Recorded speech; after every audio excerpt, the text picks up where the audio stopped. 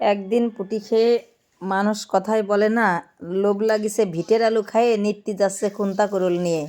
আগের দিন পুঁটি বাটা খেয়ে এত স্বাদই লেগেছে, সে পুঁটি বাটা ছাড়া এরা কিছুই বুঝতেছে না। প্রত্যেক দিন বলতেছে পূর্ণিমা কিচেনে পুঁটি বাটা। তা আজকে আবার নতুনভাবে নিয়ে চলে আসলাম। আর এই শীতের দিনে একদম তেল আলা পুঁটি আসলেই বাটা করলে অনেক সুন্দর লাগবে।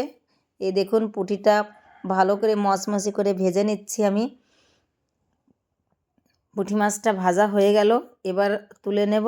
দেখুন একদম লাল লাল করে বাটির উপরে ফেললে কিন্তু বাজছে যে কি সুন্দর মচমচে পুঁটি।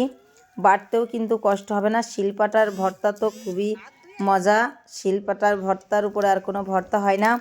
এবার তেলের উপরে দিয়ে দিলাম ওই পুঁটি মাছ ভাজা তেলের উপরেই দিয়ে দিলাম রসুনটা অনেক বড় বড় কিন্তু গোটা গোটা। এরপরে দিয়ে দিলাম পেঁয়াজ, রসুন পেঁয়াজ দিয়ে একটু বাদামি করে ভেজে নেব।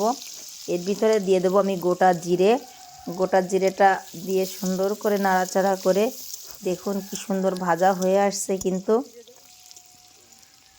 পেঁয়াজ রসুন ভাজা প্রায় হয়ে আসছে, এবার আমি তুলে নেব।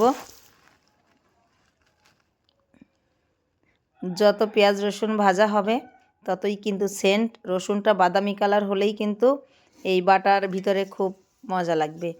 রসুন পেঁয়াজ সবই হয়ে গেছে, এবার আমি শুকনো লঙ্কা তেলের উপর দিয়ে সুন্দর করে লাল লাল করে ভেজে তুলে নিচ্ছি। একই মাছের মধ্যেই পেঁয়াজ রসুন লঙ্কা একসঙ্গেই দিয়ে দিলাম, দিয়ে এবার সুন্দর করে বেটে নেব। দেখুন পাটাই ভর্তা মানেই আসলে অসাধারণ।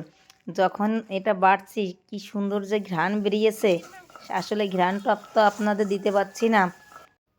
আজকে এই পর্যন্তই, ধন্যবাদ।